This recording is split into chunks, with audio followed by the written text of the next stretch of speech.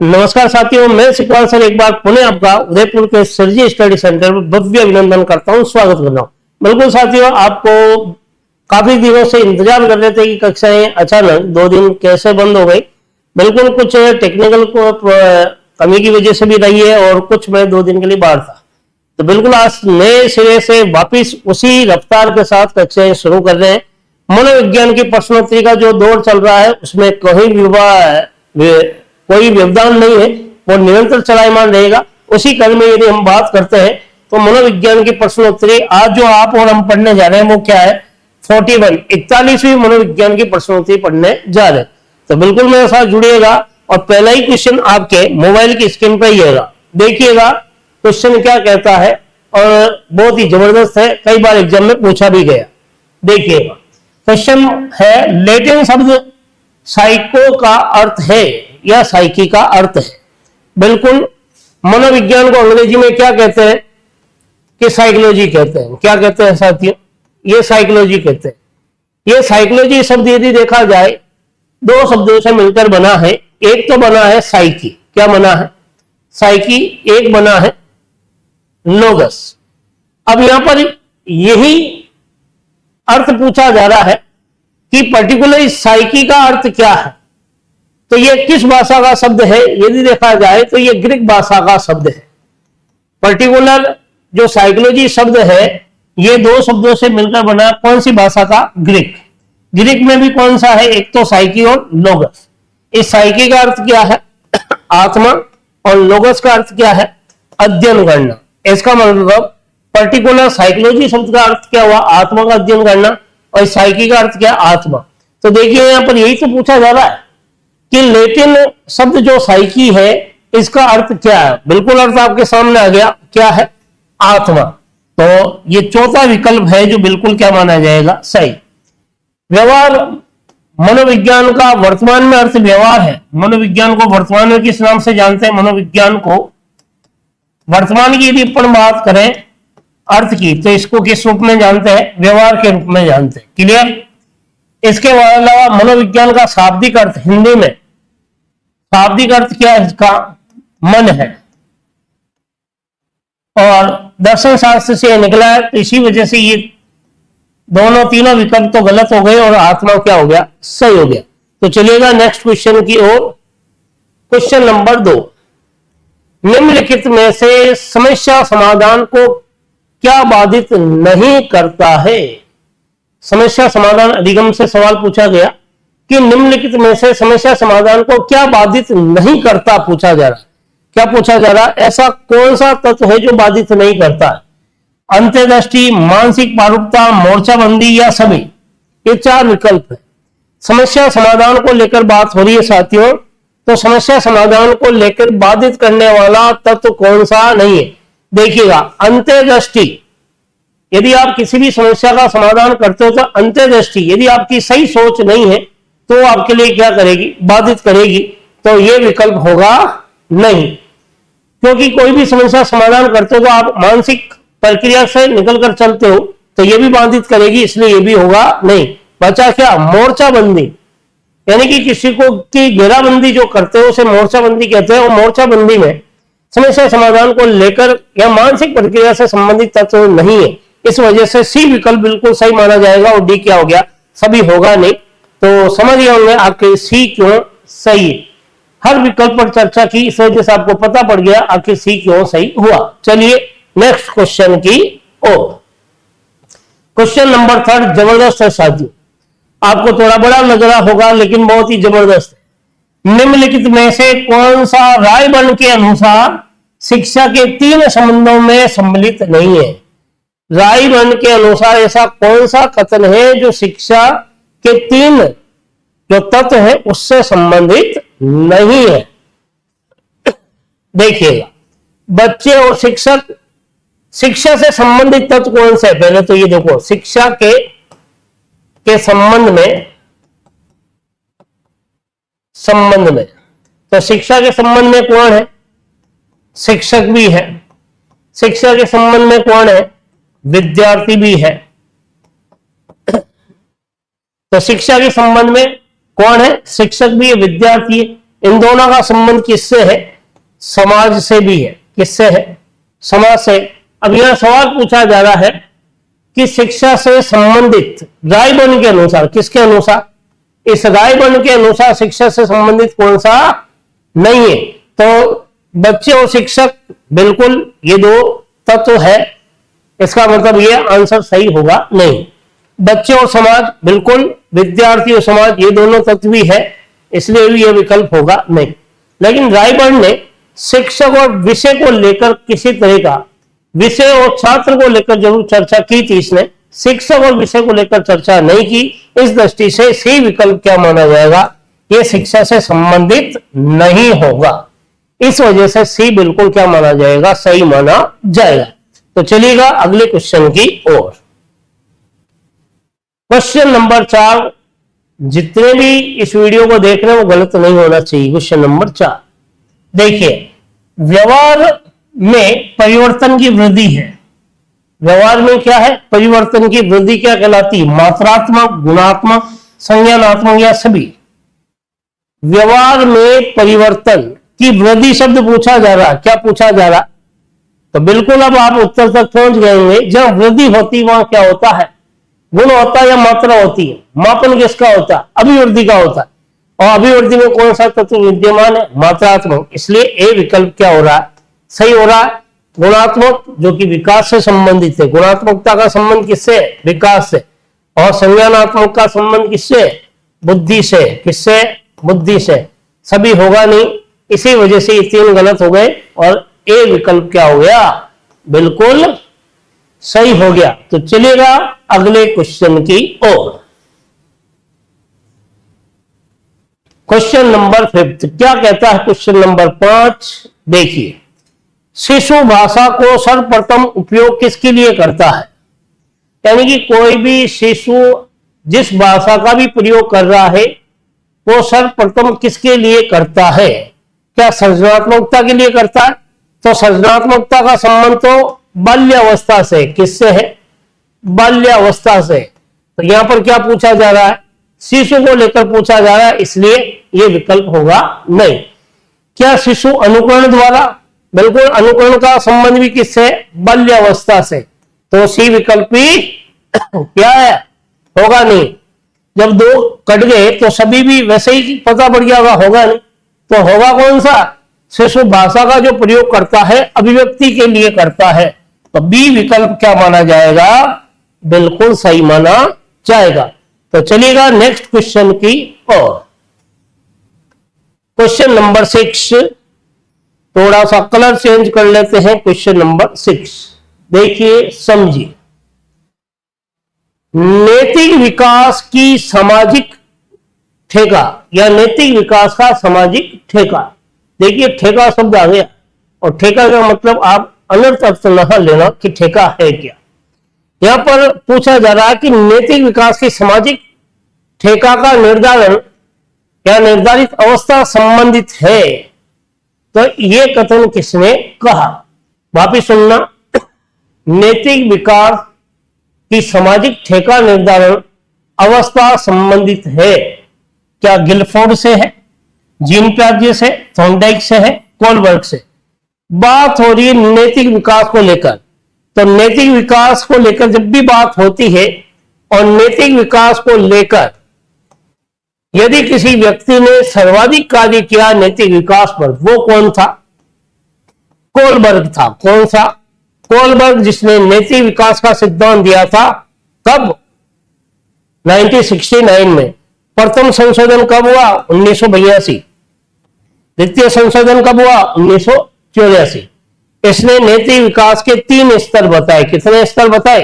3 स्तरों को 6 अवस्थाओं में वर्गीकृत किया था इसने। तो बिल्कुल आप समझ गए होंगे, गिलफोर्ड होगा नहीं, क्योंकि गिलफोर्ड का संबंध किससे है? बुद्धि के त्रिआयामी सिद्धांत से, त्रिआयामी या त्रिविमा के सिद्धांत से, इसलिए गलत हो गया। जीन पियाजे का संबंध संज्ञानात्मक पक्ष से। किससे? संज्ञानात्मक पक्ष से, इसलिए आपका क्या हो गया? यह विकल्प भी गलत हो गया। थॉर्नडाइक का संबंध शिक्षा मनोविज्ञान से। किससे? शिक्षा मनोविज्ञान से, इसलिए यह विकल्प भी क्या हो गया? गलत हो गया। तो आंसर क्या होगा? कोलबर्ग बिल्कुल सही होगा, डी विकल्प। क्यों होगा? कारण सहित आपने और हमने मिलकर चर्चा की, तो डी बिल्कुल क्या माना जाएगा?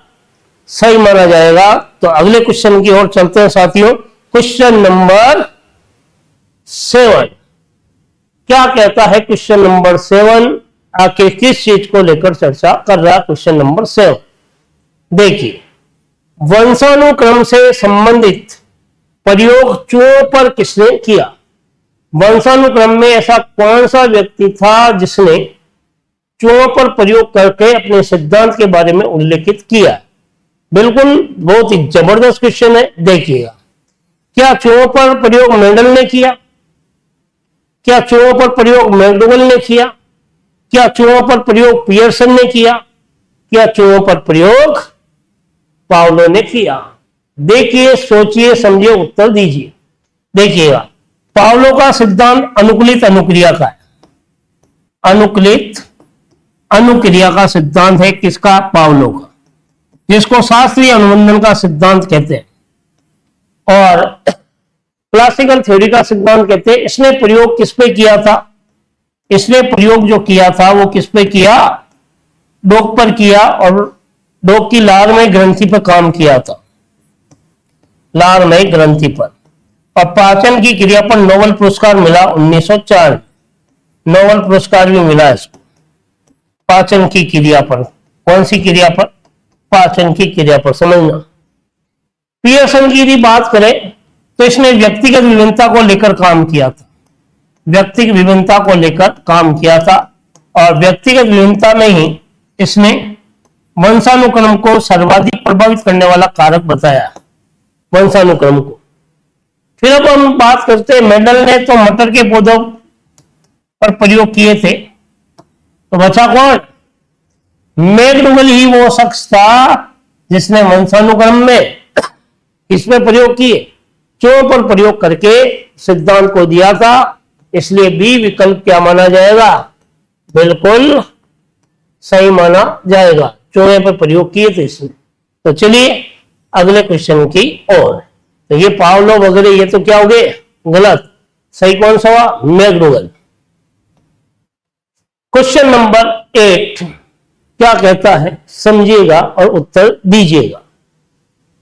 सीखना व्यवहार में उत्तरोत्तर सामंजस्य की एक प्रक्रिया है। यह कथन किस शिक्षाविद के द्वारा दिया गया कि अधिगम से तात्पर्य व्यवहार में उत्तरोत्तर समन्वय की प्रक्रिया है? इस कथन को देने वाला व्यक्ति कौन है? तो देखिएगा, यह कथन गेट्स ने दिया, क्रोवेक्रो ने दिया, वुडवर्थ ने दिया या स्किनर ने दिया।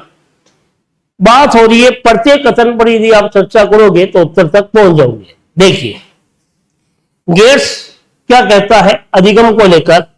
गेट्स कहता है अनुभव वे प्रशिक्षण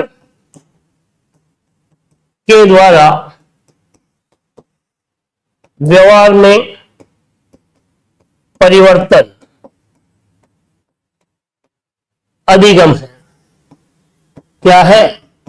अधिगम है। यह कथन कह रहा कि अनुभव और प्रशिक्षण के द्वारा व्यवहार में परिवर्तन, यह क्या है? उत्तरोत्तर समन्वय को लेकर। तो यह विकल्प क्या हो गया? गलत। अब क्रो एंड क्रो क्या कह रहा है कि अधिगम क्या है? आदत, ज्ञान, वे अभिवृत्ति का क्या है? अभिवृत्ति का अर्जन है, अर्जन है अधिगम। तो ये कथन ऊपर वाला मिल रहा है क्या? नहीं मिल रहा। तो ये विकल्प भी क्या हो गया? गलत। फिर आप क्या आता? वुडवर्थ। वुडवर्थ क्या कहता है? नवीन ज्ञान वे नवीन प्रतिक्रियाओं का अर्जन क्या है? अर्जन अधिगम है। तो नवीन ज्ञान को लेकर ऊपर कोई कथन है क्या? नहीं है। तो ये विकल्प भी क्या हो गया? गलत। तो सही क्या है? स्किनर ही वो शख्स है जिसने ये कहा अधिगम से मेरा अभिप्राय व्यवहार में उत्तरोत्तर समन्वय की प्रक्रिया से है। इसलिए ए विकल्प क्या होगा? बिल्कुल सही माना जाएगा। तो हर विकल्प पर चर्चा कहां हो रही है? उदयपुर के सिरजी स्टडी सेंटर पर हो रही। किसके सानिध्य में? सिकवार सर के सानिध्य में। तो चलिएगा अगले क्वेश्चन की ओर। क्वेश्चन नंबर 9 क्या कहता है? क्वेश्चन नंबर 9 देखिएगा, अधिगम का निष्पादन है, अधिगम का निष्पादन है, क्या ज्ञान से है, कौशल से है, अभिवृत्ति से या सभी से? देखिएगा, अधिगम की यदि बात करें, दिखाई दे रहा होगा आपको, अधिगम का निष्पादन को लेकर यदि हम बात करते हैं तो अधिगम का निष्पादन जो होता है वो ज्ञान से भी होता है। अधिगम का निष्पादन की यदि हम बात करें तो अधिगम का निष्पादन ज्ञान के अलावा कौशल से भी है और अधिगम का निष्पादन अभिवृत्ति से भी है, जिसको मनोवृत्ति कहते हैं। सीखना क्या? ज्ञान की प्राप्ति। सीखना क्या है? ज्ञान की प्राप्ति है। तो बिल्कुल ये विकल्प सही हो गया। सीखना निपुणता अर्जित करना, कौशल अर्जित करना, ये भी विकल्प सही है। सीखना मनुष्य की एक धारणा है, तो ये भी सही है। इस दृष्टि से चारों ही विकल्प क्या हो गए? सही हो गए। चारों ही विकल्प क्या है? सही। इसलिए उपयुक्त सभी जो ऑप्शन है वो बिल्कुल सही माना जाए। चलिए क्वेश्चन नंबर 10 क्या कहता है? क्वेश्चन नंबर 10 देखिए, सोचिए, उत्तर दीजिए। जब हम वर्तमान स्कीमा का प्रयोग बाह्य जगत के विश्लेषण हेतु करते हैं तब उसे क्या कहा जाता है? जीन पियाजे के सिद्धांत से सवाल पूछा जा रहा है। जब हम किसी शब्द कौन सा स्कीमा का प्रयोग, जब हम किसी शब्द कौन सा स्कीमा का प्रयोग बाह्य जगत के विश्लेषण हेतु करते तब उसे क्या कहते हैं? क्या उसका संबंध अनुकूलन से है, संतुलन से है, संबंध से, या आत्मीकरण से है, या आत्मसत्तात्मीकरण से है? जब हम वर्तमान स्कीमा का प्रयोग, वर्तमान स्कीमा यानी बुद्धि का प्रयोग बाह्य जगत के विश्लेषण हेतु करते हैं, तो बाह्य जगत के विश्लेषण हेतु करते हैं तो सबसे पहले हम क्या करते हैं? सबसे पहले हम सोचते हैं कि हमारे मन ने स्वीकार किया या नहीं किया। तो उसका मन के स्वीकार करने का मतलब आत्मसातीकरण का या आत्मीकरण के बारे में जानते हैं। तो डी विकल्प क्या माना जाएगा? सही। आप अनुकूलन के बारे में पहले नहीं सोचते हो, संतुलन को लेकर भी नहीं विचार करते हो, और वर्तमान और बाह्य जगत में संबंध होगा नहीं होगा इस पर भी आप चर्चा नहीं करते हो। सबसे पहले जो आपके दिमाग में आता है वो क्या आता है? आत्मीकरण आता है। इसी दृष्टि से डी विकल्प बिल्कुल सही माना जाएगा। Question number 11, A study of thinking पुस्तक के लेखक कौन है? ए स्टडी ऑफ थिंकिंग यानी कि विचारों का अध्ययन। तो विचारों का अध्ययन पुस्तक क्या जॉन डीवी ने लिखी, थॉर्नडाइक ने लिखी, स्किनर ने लिखी, या ब्रूनर ने लिखी? देखिएगा, ए स्टडी ऑफ थिंकिंग पुस्तक के रचनाकार जॉन डीवी बिल्कुल क्या माना जाएगा? गलत माना जाएगा। क्यों? जॉन डीवी की पुस्तक का क्या नाम है? Text book of psychology. Text book of psychology पुस्तक किसकी है? जॉन डीवी की है, इसलिए ये क्या हो गया? गलत। थॉर्नडाइक की पुस्तक का नाम एजुकेशन साइकोलॉजी। क्या नाम है? एजुकेशन साइकोलॉजी, शिक्षा मनोविज्ञान। तो ये भी गलत। स्किनर की पुस्तक प्राणी का व्यवहार स्वतंत्रता की गरिमा से परे। क्या है? प्राणी का व्यवहार, और पूरा नाम क्या है? स्वतंत्रता की गरिमा से क्या है? गरिमा से परे। ये स्किनर की पुस्तक है, तो ये भी नहीं है। तो बचा कौन? स्टडी ऑफ थिंकिंग पुस्तक ब्रूनर की है साथियों, इसलिए ए विकल्प क्या हो रहा है? बिल्कुल सही माना जाएगा। चलिए क्वेश्चन नंबर 12 क्या कहता है क्वेश्चन नंबर 12। देखिए, सोचे, उत्तर तक पहुंचने का प्रयास कीजिएगा। रचनात्मक सीखने के वातावरण में होता है।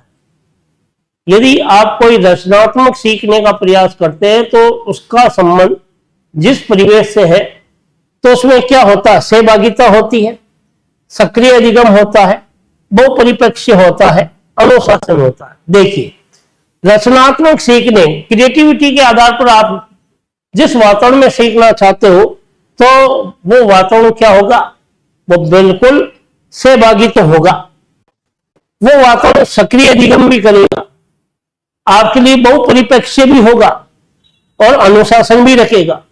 लेकिन यह सवाल पूछा जा रहा है, रचनात्मक सीखने के वातावरण में होता है, सबसे ज्यादा भूमिका किसकी होती है? कोई भी आप रचनात्मक कार्य करते हो, कोई क्रिएटिविटी कार्य करते हो तो सबसे पहले आपको खुद को अनुशासन में रहने की आवश्यकता होती। तो बिल्कुल डी विकल्प इस दृष्टि से क्या माना जाएगा, सही माना जाएगा। सहभागिता, सक्रिय अधिगम, बहुपरिप्रेक्ष्य, ये अन्य विकल्प में है। तो प्रमुख विकल्प कौन सा हो गया, अनुशासन, इसलिए डी सही है। क्वेश्चन नंबर 13 देखिएगा, ऋणात्मक सीखने का स्थानांतरण क्या कहलाता है? ये तो बहुत इजी है, बिल्कुल ये उत्तर आना चाहिए साथियों आपसे। ऋणात्मक सीखने का स्थानांतरण, देखो सकारात्मक अंतरण भी आपने देखा होगा। यहां पूछा जा रहा है कि नकारात्मक अंतरण, कुछ न सीखना, सीखने में बाधा, सीखने में पारंगतता, या सभी। देखो, कुछ न सीखना तो एक तरह से शून्यात्मक अंतरण से है। इससे शून्यात्मक अंतरण से में तो स्थायी के अन्य बाधक है। या ऋणात्मक अंतरण का संबंध किससे है? क्या सीखने में पारंगतता, ये तो सकारात्मक अंतरण से, इससे सकारात्मक अंतरण से, इसलिए यह होगा नहीं, सभी हो ही नहीं सकता क्योंकि दो विकल्प कर चुके हैं। तो बचा कौन? सीखने में जो बाधा होती है वही क्या कहलाती है, ऋणात्मक अंतरण कहलाता है। तो बी विकल्प क्या होगा, बिल्कुल सही होगा। चलिए क्वेश्चन नंबर 14 क्या कह रहा है? क्वेश्चन नंबर 14 और किस तथ्य को लेकर क्वेश्चन 14 प्रश्न के रूप में आपके सामने है। देखिए, चिंतन मानसिक क्रिया का पहलू है। कौन सी? ज्ञानात्मक, भावात्मक, क्रियात्मक या कोई नहीं। चिंतन किस प्रकार की क्रिया का पहलू माना गया है? जब आप सोचते हैं मानसिक पटल से तो आपके ज्ञान में क्या होती है, बढ़ोतरी है। जो सोचने समझने की क्षमता का विकास करना क्या है, ज्ञानात्मक पक्ष का क्या माना गया, पहलू माना गया, ना कि भावात्मक है, ना क्रियात्मक है, ना कोई नहीं है। तो ए विकल्प क्या होगा, बिल्कुल सही होगा। जब सोचोगे तो आपका कौन सा पटल विकसित होगा, ज्ञानात्मक पक्ष मजबूत होगा। क्वेश्चन नंबर 15 अभिप्रेरणा का न्यूनता का सिद्धांत दिया था। बहुत इजी सवाल है, आप लोगों को मैंने अभिप्रेरणा का सिद्धांत भी पढ़ाया। बिल्कुल इसमें से 2-4 स्टूडेंट ऐसे हैं जिन्होंने अभिप्रेरणा का सिद्धांत पढ़ा है मेरे से। यहां सवाल पूछा जा रहा है, अभिप्रेरणा में न्यूनता का सिद्धांत किसने दिया? कौन सा सिद्धांत? न्यूनता का सिद्धांत किसने दिया? फटाफट उत्तर दीजिएगा। क्या जॉन डीवी ने दिया, थॉर्नडाइक ने दिया, बिनेट ने दिया, हल ने दिया? अभिप्रेरणा में न्यूनता का सिद्धांत किसने दिया है? देखिए, जॉन डीवी की यदि हम बात करें तो इसने शिक्षा को त्रिमुखी प्रक्रिया कहा। शिक्षा को त्रिमुखी प्रक्रिया कहा है, त्रिमुखी प्रक्रिया, और समस्या समाधान अधिगम को लेकर बात करता है, इसलिए यह होगा नहीं। थॉर्नडाइक ने उद्दीपक अनुक्रिया का सिद्धांत दिया। कौन सा दिया? उद्दीपक अनुक्रिया का सिद्धांत। इस दृष्टि से यह भी होगा नहीं। बीने ने कौन सा सिद्धांत दिया था? बीने ने एक तत्व का सिद्धांत दिया था, बुद्धि के एक तत्व का सिद्धांत। कब दिया था एक तत्व का सिद्धांत? 1911। तो ये भी होगा नहीं। बचा कौन? फिर तो हल ही एक वो व्यक्ति है जिसने अभिप्रेरणा में न्यूनता का सिद्धांत, जिसे हम हास का सिद्धांत भी कहते हैं, जिसे हम चालक का सिद्धांत भी कहते हैं, जिसे हम आवश्यकता का सिद्धांत भी कहते हैं। तो बिल्कुल हल बिल्कुल सही माना जाएगा। तो ए विकल्प क्या है, बिल्कुल सही है। ये ए विकल्प क्या हो रहा है, सही। चलिए क्वेश्चन नंबर 16 बहुत ही जबरदस्त आया। SOR सूत्र के प्रतिपादक कौन है? SOR सूत्र के प्रतिपादक कौन है? फटाफट उत्तर दीजिएगा, डायरेक्ट उत्तर दीजिएगा। क्या थॉर्नडाइक के हल है, स्किनर है या वुडवर्थ है? बताइए फटाफट। SOR सूत्र थॉर्नडाइक की यदि आप बात करोगे तो यह विकल्प गलत हो जाएगा, क्योंकि थॉर्नडाइक ने क्या दिया था, SR सिद्धांत दिया था, स्टिमुलस रेस्पॉन्स थ्योरी दी थी। SOR सूत्र की बात हो रही है। यदि आप कहते हो हल, तो हल ने कौन सा सिद्धांत दिया था? हल ने तो RS सिद्धांत दिया था, RS थ्योरी। कौन सी थ्योरी? RS। तो यह भी विकल्प क्या हो गया, गलत या सही? RS थ्योरी दी क्या हल ने? सोचिएगा, हल ने कौन सा सिद्धांत दिया? हल ने तो क्या दिया, रेनफोर्समेंट थ्योरी का सिद्धांत दिया। रेनफोर्समेंट, आर मतलब रेनफोर्स। और स्किनर ने, तो स्किनर के सिद्धांत को आर्य सिद्धांत, क्रिया प्रसूत का सिद्धांत कहते हैं। कौन सा? क्रिया प्रसूत। तो बिल्कुल RS का संबंध इससे भी है। तो ये तीनों ही विकल्प क्या हो गए, गलत। SOR सूत्र जो दिया वो किसने दिया था? वुडवर्थ ने दिया था SOR सूत्र। तो बिल्कुल आप समझ गए होंगे आखिर SOR सूत्र के प्रतिपादक कौन है। तो चलिएगा मेरे साथ अगले क्वेश्चन की ओर। क्वेश्चन नंबर 17, अब नहीं है आपको कोई खतरा, आ गया 17। देखिए, इब्राहिम मैस्लो के अनुसार सबसे पहले आवश्यकता आती है। मैस्लो ने पदानुक्रमिक सिद्धांत दिया और उसने सबसे पहली आवश्यकता किसको मानी थी कि जैविक। और जैविक का संबंध किससे? जीव के शारीरिक क्रियाओं से। और यहां शारीरिक क्रियाओं का संबंध किससे है? दैहिक से। तो उत्तर क्या होगा? ए विकल्प बिल्कुल सही होगा। सामाजिकता होगा नहीं, सुविक्षा होगी नहीं और सम्मान होगा नहीं। अब आपको पदानुक्रमिक सिद्धांत का यदि अपन चित्र निरूपित करके बताए तो सबसे पहले अपन ने बात की थी आत्म अनुभूति। आत्म अनुभूति सबसे उच्च कोटि की आवश्यकता है, आत्म अनुभूति। ठीक है। उसके बाद अपन ने बात की कि आत्म अनुभूति तो है, लेकिन आत्म अनुभूति है कैसे? तो सबसे पहले अपन ने एक मांग रखी थी जैविक, उसके बाद सुरक्षा, उसके बाद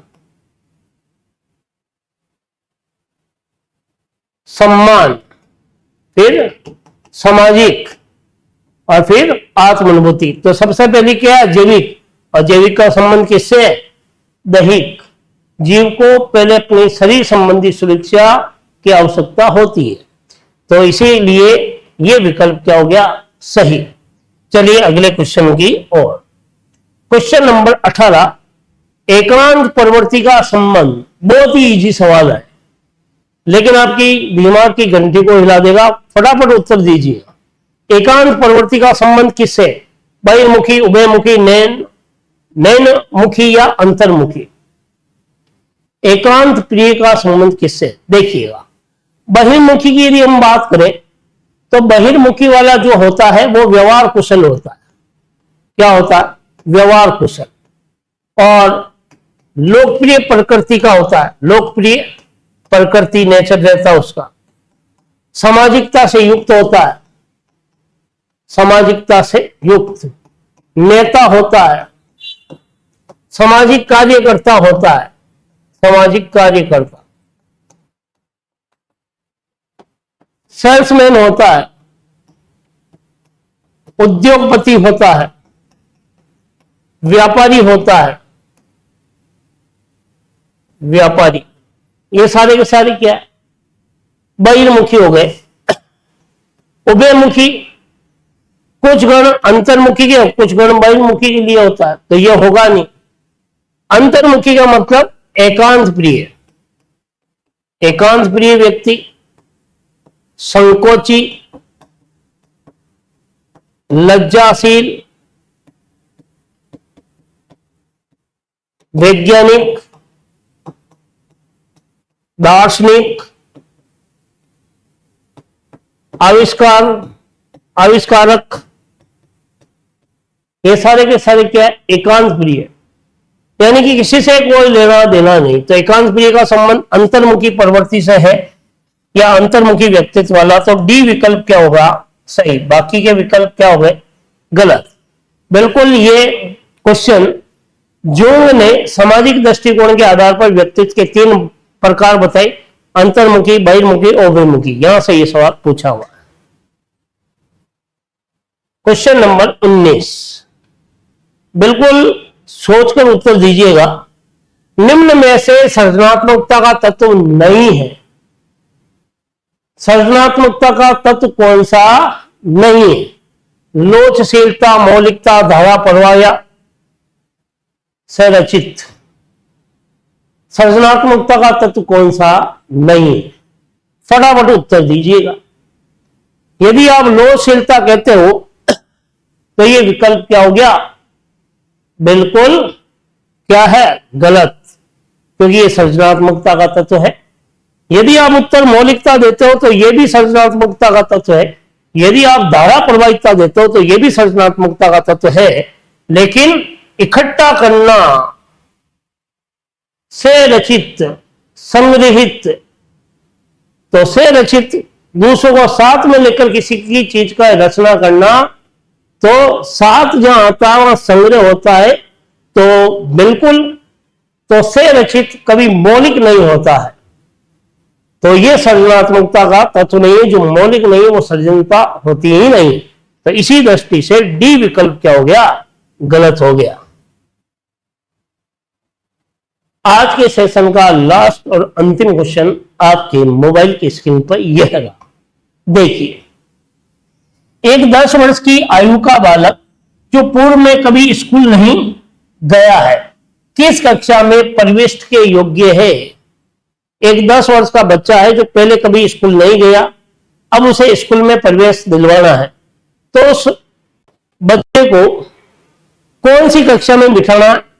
प्रथम है, तीसरी है, 4 है या 5वीं? कौन सी कक्षा में बिठाओगे?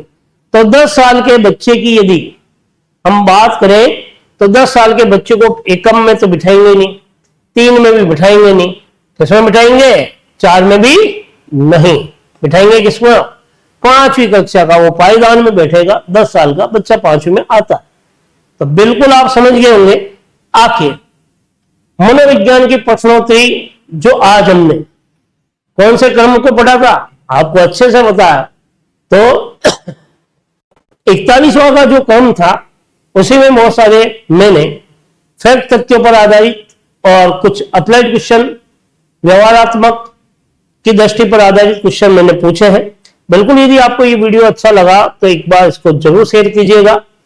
और दूसरी बात, अगले वीडियो में हम फिर मुलाकात करेंगे। कहां पर? उदयपुर के सिरजी स्टडी सेंटर पर। वो भी कौन सा? ऑनलाइन और ऑफलाइन। तो तब तक आप निरंतर अध्ययन कीजिएगा, अपना ख्याल रखिएगा। तो ज्यादा बात नहीं करेंगे क्योंकि कल ही अपन फिर मुलाकात करने वाले। जय हिंद, जय भारत।